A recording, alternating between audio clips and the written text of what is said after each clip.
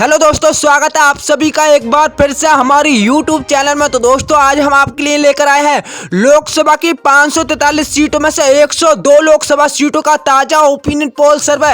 यानी 21 राज्यों में 102 लोकसभा की सीटें पर वोटिंग संपन्न हो चुकी है। इसी बीच अभी आया है सबसे बड़ा ओपिनियन पोल सर्वे, जिसके नतीजे आपको भी चौंका सकते हैं। तो आइए जानते हैं राज्यवार और जिलेवार आंकड़े। तो पहले राज्य की बात करते हैं। तो पहला राज्य आता है उत्तर प्रदेश राज्य। उत्तर प्रदेश में लोकसभा की 80 सीटें हैं। 80 लोकसभा सीटों में से 8 लोकसभा सीटों पर वोटिंग संपन्न हो चुकी है। तो बीजेपी की एनडीए खाते में 8 लोकसभा सीटों में 3 लोकसभा की सीटें जा सकती हैं। तो वहीं कांग्रेस के महागठबंधन इंडिया के खाते में 5 सीटें जाती नजर आ रही हैं और अन्य पार्टियों के खाते में 0 सीटें जाती नजर आ रही हैं।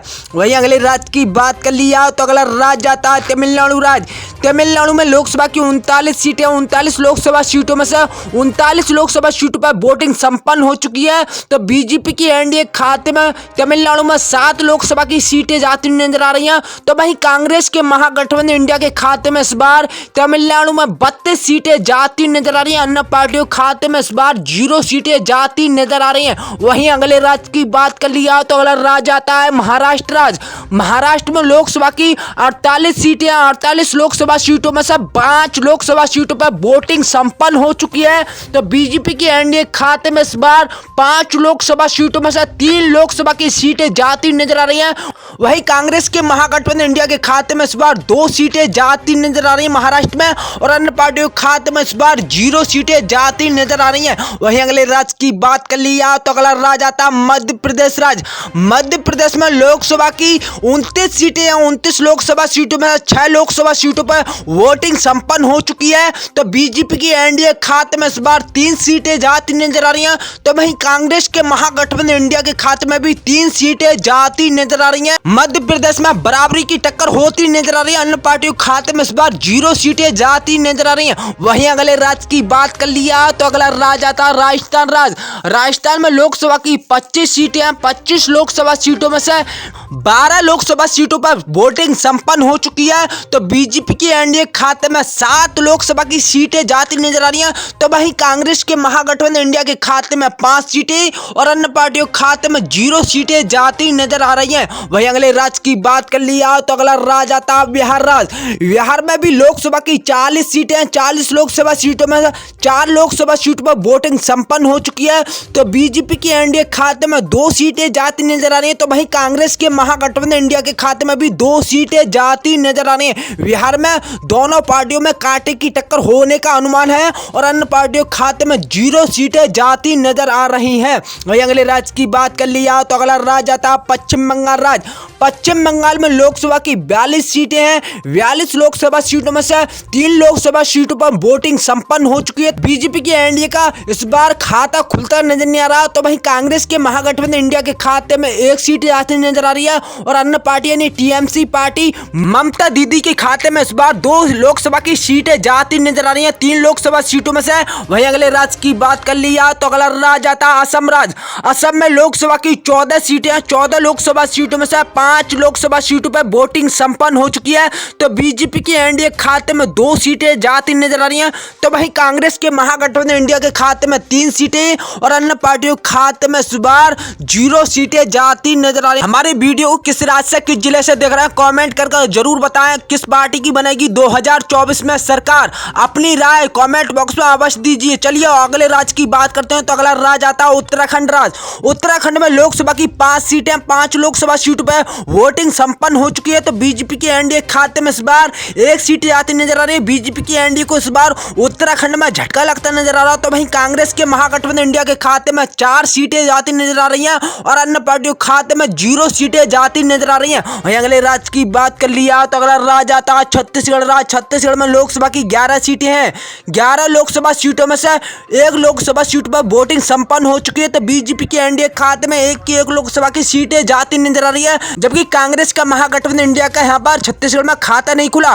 अन्य पार्टियों के खाते में 0 सीटें जाती नजर आ रही है। वही अगले राज्य की बात कर लिया तो अगला राज्य आता मणिपुर राज्य। मणिपुर में लोकसभा की 2 सीटें, दोनों लोकसभा सीटों पर वोटिंग संपन्न हो चुकी है। तो बीजेपी के एनडीए का मणिपुर में खाता खुलता नजर नहीं आ रहा। तो वहीं कांग्रेस के महागठबंधन इंडिया के खाते में इस बार दोनों लोकसभा की सीटें जाती नजर आ रही हैं और अन्य पार्टियों के खाते में 0 सीटें जाती नजर आ रही हैं।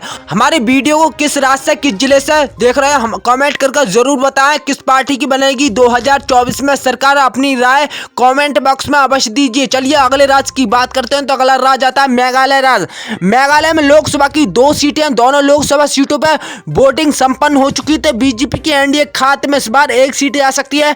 तो वहीं कांग्रेस के महागठबंधन इंडिया के खाते में भी 1 सीट आती नजर आ रही है और अन्य पार्टियों के खाते में इस बार 0 सीटें जाती नजर आ रही है। मेघालय में इस बार दोनों पार्टियों में कांटे की टक्कर होने का अनुमान है। वहीं अगले राज्य की बात कर लिया तो अगला राज्य आता है अरुणाचल प्रदेश। अरुणाचल प्रदेश में लोकसभा की 2 सीटें, दोनों लोकसभा सीटों पर वोटिंग संपन्न हो चुकी है। तो बीजेपी के एनडीए खाते में इस बार 1 सीट आ सकती है। तो वहीं कांग्रेस के महागठबंधन इंडिया के खाते में भी 1 सीट आ सकती है और अन्य पार्टियों के खाते में इस बार 0 सीटें आ सकती हैं। वहीं अगले राज्य की बात कर लिया जिसके नाम है त्रिपुरा राज्य। त्रिपुरा में लोकसभा की 2 सीटें, दोनों लोकसभा की सीटें इस बार कांग्रेस के महागठबंधन इंडिया के खाते में जाती नजर आ रही हैं, जबकि बीजेपी के एनडीए का इस बार त्रिपुरा में खाता खुलता नजर नहीं आ रहा और अन्य पार्टियों के खाते में भी 0 सीटें जाती नजर आ रही हैं। वहीं अगले राज्य की बात कर लिया तो अगला राज्य आता है जम्मू कश्मीर राज्य। जम्मू कश्मीर में लोकसभा की 5 सीटें, 5 लोकसभा सीटों में से 1 लोकसभा सीटों पर वोटिंग संपन्न हो चुकी है। तो बीजेपी के एनडीए खाते में इस बार 1 की 1 लोकसभा की सीटें जाती नजर आ रही है, जबकि कांग्रेस के महागठबंधन इंडिया का यहां पर खाता नहीं खुला और अन्य पार्टियों के खाते में 0 सीटें आती नजर आ रही है। वहीं अगले राज्य की बात कर लिया तो अगला राज्य आता है मिजोरम राज्य। मिजोरम में लोकसभा की 1 सीट आती है, 1 लोकसभा की सीटों पर इस बार वोटिंग संपन्न हो चुकी है। तो बीजेपी के एनडीए खाते में इस बार 1 की 1 लोकसभा की सीटें जाती नजर आ रही है। तो वहीं कांग्रेस के महागठबंधन इंडिया के खाते में इस बार 0 सीटें जाती नजर आ रही हैं और अन्य पार्टियों के खाते में भी 0 सीटें जाती नजर आ रही हैं। वहीं अगले राज्य की बात कर लिया तो अगला राज्य आता है नागालैंड राज्य। नागालैंड में लोकसभा की 1 सीट आती है, 1 लोकसभा सीटों पर इस बार वोटिंग संपन्न हो चुकी है। तो बीजेपी के एनडीए का यहाँ पर खाता नहीं खुला नागालैंड में, जबकि कांग्रेस के महागठबंधन इंडिया के खाते में इस बार 1 की 1 लोकसभा की सीटें जाती नजर आ रही है और अन्य पार्टियों खाते में इस बार 0 सीटें जाती नजर आ रही हैं। वहीं अगले राज्य की बात कर लिया तो अगला राज्य आता है सिक्किम राज्य।